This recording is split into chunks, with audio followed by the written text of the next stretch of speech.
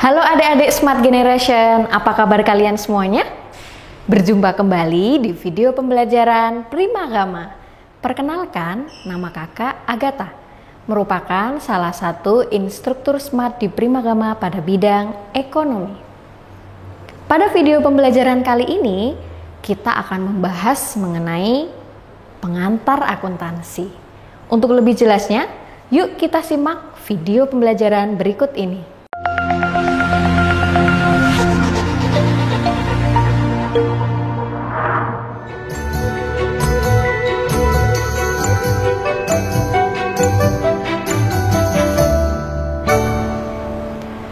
Akuntansi merupakan proses mengidentifikasi, mengukur, dan melaporkan informasi ekonomi dalam sebuah perusahaan, sehingga dimungkinkan adanya penilaian dan pengambilan keputusan bagi mereka yang menggunakan sistem informasi tersebut.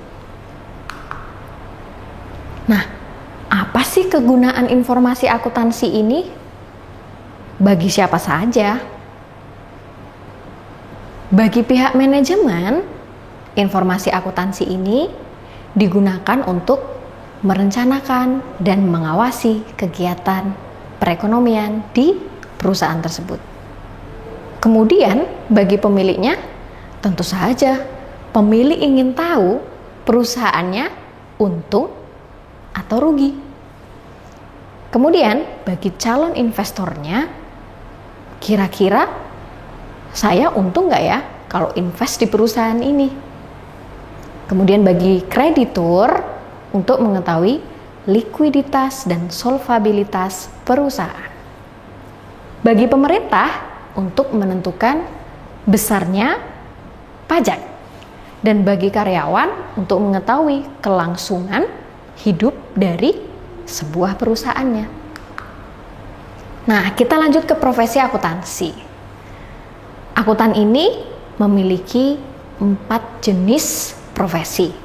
Yang pertama adalah akuntan publik, yaitu akuntan yang tidak hanya bekerja pada satu perusahaan, tetapi akuntan ini bisa digunakan oleh berbagai perusahaan yang membutuhkan jasanya.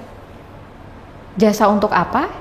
Tidak hanya laporan keuangannya saja, tetapi juga untuk pemeriksaan. Kemudian ada akuntan pemerintah. Akuntan pemerintah ini hanya bekerja pada sektor pemerintah. Ada yang tahu contohnya apa? Iya, betul sekali. Contohnya adalah BPK atau Badan Pemeriksa Keuangan. Selanjutnya ada yang dinamakan dengan akuntan pendidik. Akuntan ini menyumbangkan ilmunya melalui pengajaran dan juga penelitian. Dan yang jenis terakhir adalah akuntan internal.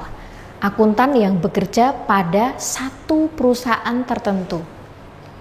Nah, kira-kira adik-adik ingin menjadi akuntan yang mana? Semoga bisa menjadi akuntan ya. Pada pembelajaran kali ini, kita juga akan lebih mendalami mengenai struktur dasar akuntansi. Sebenarnya mudah bagi adik-adik untuk mempelajari akuntansi, karena tahapannya simpel.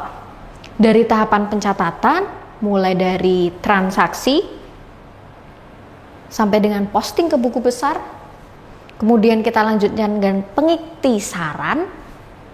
Apa sih Kak pengiktisaran? Yaitu penyusunan neraca saldo. Kemudian disesuaikan, kita lakukan jurnal penutup, neraca saldo setelah penutupan, dan jurnal pembalik. Dan tahapan terakhir adalah pelaporan, yaitu adanya laporan keuangan. Sesimpel itu sebenarnya akuntansi. Nah, pada akuntansi ini perlu kita lakukan klasifikasi akun. Akun itu apa, Kak? Akun merupakan daftar tempat mencatat perubahan dari aktiva, kewajiban, modal, pendapatan, dan beban yang terjadi pada satu periode akuntansi. Nah, di sini kakak punya smart solutionnya, yaitu calling friend. Adik-adik kadang sering lupa ya, harta itu bertambah di mana kak? Terus utang, modal, pendapatan, beban. Nah, cara mudahnya adalah calling friend. Yang bertambah pada sisi debit itu hanya harta dan beban.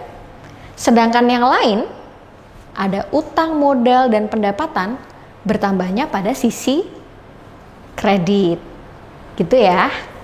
Nah, harta ini dibagi ke dalam 4 jenis, yaitu ada harta lancar, harta jangka panjang, harta tetap, dan harta tidak berwujud. Harta lancar ini merupakan harta yang mudah diuangkan. Contohnya adalah kas ya. Kas, kemudian piutang, dan surat-surat berharga. Kalau yang jangka panjang apa kira-kira? Yaitu investasi dan obligasi, investasi saham dan obligasi ya. Kemudian harta tetap ini merupakan harta yang digunakan selama operasional perusahaannya. Contohnya adalah tanah, kemudian gedung, kemudian juga peralatan. Selama operasional pasti dipakai terus kan? Dan yang terakhir adalah harta tidak berwujud. Ada apa saja? Contohnya adalah goodwill, hak cipta, dan hak paten. Nah, Primagama ini sudah punya nama. Primagama ya. Itu adalah salah satu contoh dari goodwill. Klasifikasi akun yang selanjutnya yaitu utang. Utang ini hanya dibagi ke dalam 2 macam, yaitu utang jangka pendek dan utang jangka panjang. Mudah sekali cara membedakannya. Utang jangka pendek ini dilunasi kurang dari 1 tahun. Sedangkan utang jangka panjang dilunasi lebih dari 1 tahun. Utang jangka pendek contohnya adalah utang gaji, kemudian utang usaha. Nah, untuk utang jangka panjang contohnya ada utang obligasi dan utang hipotek. Next, kita lanjut ke modal. Modal ini merupakan bagian hak pemilik terhadap kekayaan perusahaan. Bagaimana cara mencari modal? Kita tinggal menyelisihkan antara harta dikurangi dengan utang. Maka kita akan ketemu yang namanya modal. Apa saja faktor yang mempengaruhi modal? Yang pertama ada setoran modal. Kemudian kalau perusahaan memperoleh pendapatan, beban, dan yang terakhir adalah prive. Prive itu apa sih Mbak?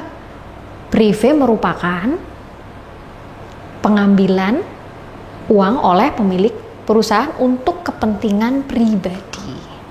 Nah, kemudian pendapatan merupakan hasil yang diterima perusahaan selama masa operasionalnya. Kemudian klasifikasi akun ada yang namanya beban. Beban merupakan biaya yang dikeluarkan perusahaan selama 1 periode akuntansi. Nah, pada persamaan dasar akuntansi, kita harus paham bahwa dalam pencatatan akuntansi ini harus dicatat secara berpasangan dan menggunakan prinsip keseimbangan. Harus balance ya antara aktiva dan pasiva. Syaratnya adalah berpasangan. Nah, aktiva ini kata lainnya adalah harta. Kemudian pasiva ini terdiri dari utang dan modal.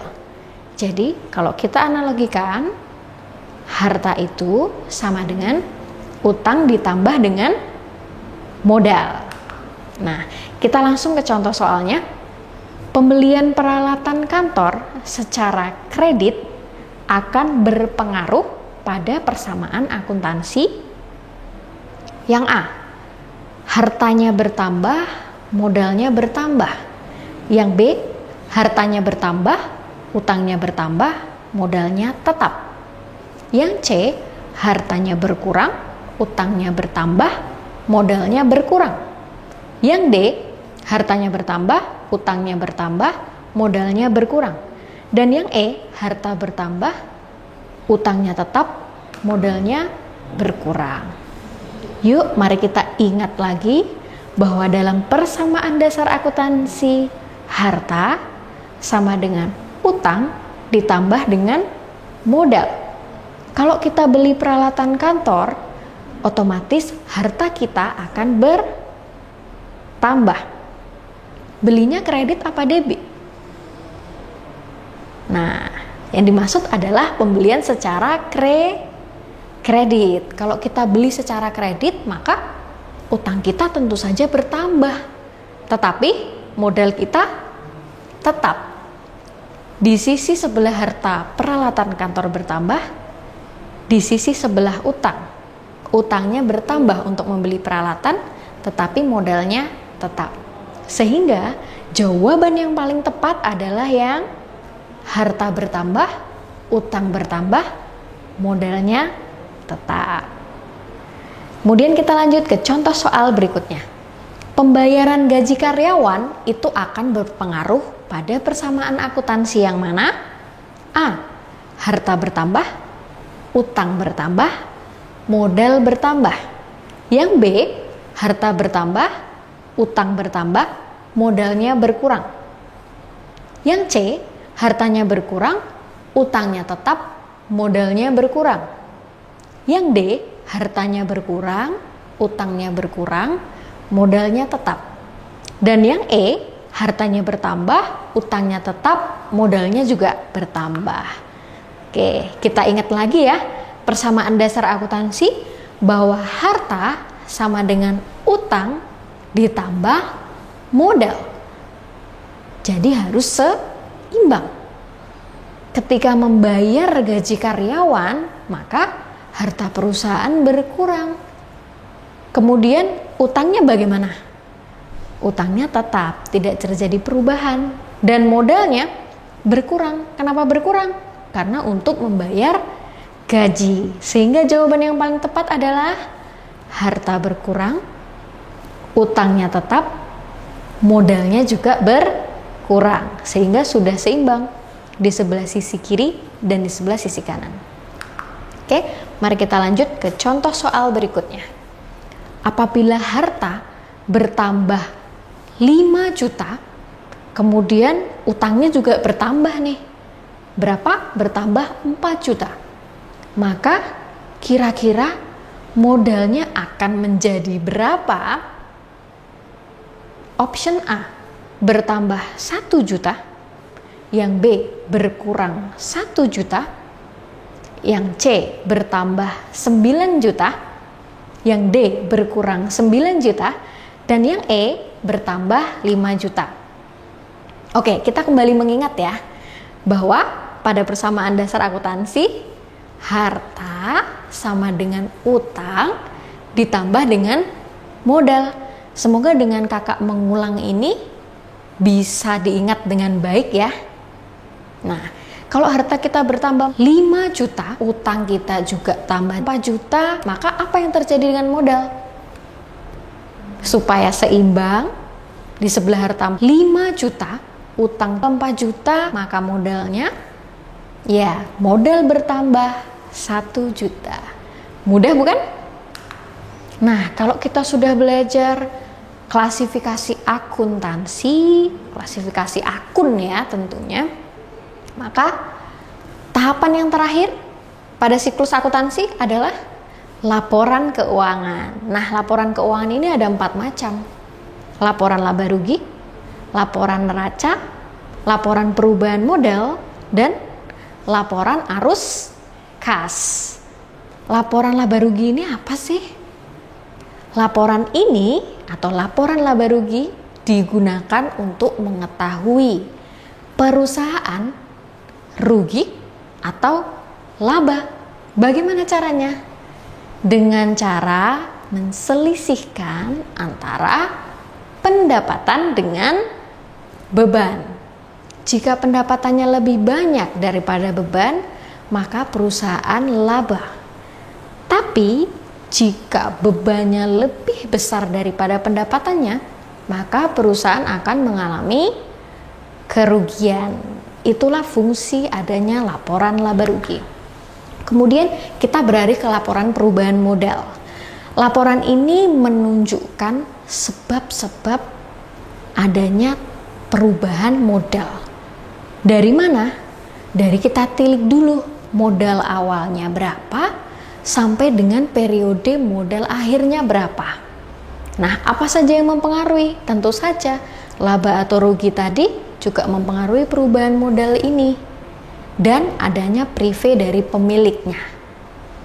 Kalau sudah, maka kita akan tahu modal akhirnya berapa. Itulah yang dimaksud dengan perubahan modal. Terjadinya perubahan dari modal awal hingga modal akhir perusahaan pada satu periode akuntansi. Laporan yang berikutnya adalah laporan neraca. Laporan ini untuk mengetahui posisi keuangan dari perusahaan. Perlu diingat lagi ya, bahwa posisi keuangan itu harus tahu hartanya berapa, utangnya berapa, dan modalnya berapa. Ingat, sekali lagi ya, bahwa pada sistem akuntansi semuanya harus balance dan berpasangan. Sehingga pada laporan neraca ini antara jumlah harta, utang, dan modalnya harus seimbang. Bukan ketiganya dibandingkan dan harus sama ya, tapi hartanya misal 10 juta, utangnya 5 juta, modalnya 5 juta, maka laporan neracanya balance antara harta 10 juta dengan utang plus modal juga 10 juta. Mudah dipahami? Simple ya? Dan yang terakhir adalah laporan arus kas. Laporan ini menunjukkan arus masuk kas dan arus keluarnya kas dengan setara kas. Setara kas itu merupakan investasi yang sifatnya liquid. Demikian adik-adik Smart Generation penjelasan mengenai pengantar akuntansi. Semoga bermanfaat untuk kalian semuanya ya. Sampai berjumpa di video selanjutnya. Jangan lupa subscribe YouTube channel kita dan bunyikan loncengnya ya agar tetap update. Primagama. Siap? Primagama Smart, Primagama terdepan dalam prestasi.